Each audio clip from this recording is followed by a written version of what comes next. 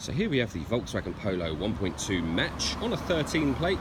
I'm going to start off by showing you around the outside of the car, and then we'll hop in and run through some controls on the inside. But from the outside you can see it's a 5-door car with alloy wheels and tinted windows. Let's start off inside the boot and then work our way around the rest of the car from there. Approach the back of the car, you'll see we have a 60/40 split folding rear seat, as well as plenty of boot space. Okay, so we're just going to walk our way back round to the front of the car, and then we'll hop in and run through those controls. But now that we've done a full circle of the car, you can see it's in lovely condition the whole way round. Just briefly before we climb in, I think it's well worth seeing the interior from this exterior point of view. The seats are as good as new. There's plenty to run through on the dashboard as well, so let's hop in and we'll do that now. Okay, so now that we're inside the car, we're going to start with the dials. On the left-hand side, we have the rev counter, and on the right-hand side, the speedometer.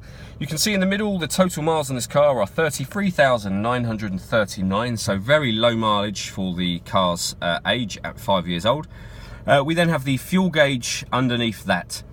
This car has got a Volkswagen approved Bluetooth hands-free kit, which is accessed just here. It's all touchscreen, very easy to use. You've even got voice activation on that bottom left-hand corner just there.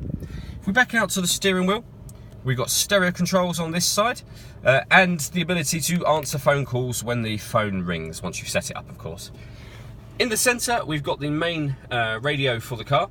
And CD player, so you can see the CD player at the top of that section there. There's many ways to listen to music in this car. So first of all, with regards to the radio, we've got DAB, FM and AM. We then have the CD player, as well as an auxiliary input. So I say, lots of ways to listen to your music once you set up various devices. Underneath that, we've got the air conditioning. So temperature is adjustable with this dial, fan speed with this one, direction of the air on the right hand side. That button will turn the air conditioning on or off, and that button recirculates the air that's in the car. So that's a great way of heating it up or cooling it down quickly, depending on the temperature you set here, of course. We then have a 12-volt charging socket and the auxiliary input that I mentioned before, and a 5-speed manual gearbox. The last thing I wanted to talk about is the sunroof. So there's a blind that will pull across.